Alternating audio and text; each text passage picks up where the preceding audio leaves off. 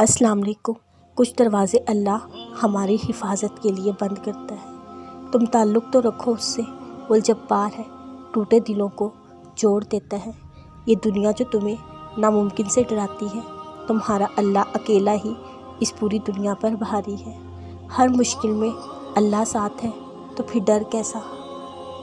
ہر وہ چیز آزمائش ہے جو تم کو اللہ سے قریب کر دے اور پھر اس کا بڑا انعام ہے۔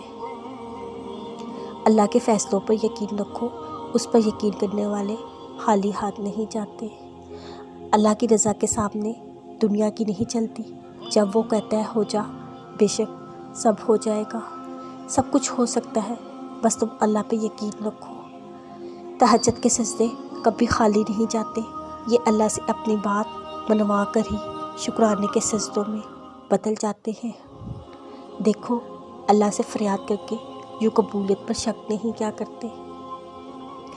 دنیا میں سب سے زیادہ مطمئن وہ لوگ ہیں جنہیں اپنے معاملات اللہ کے سپرد کرنے کی عادت ہو۔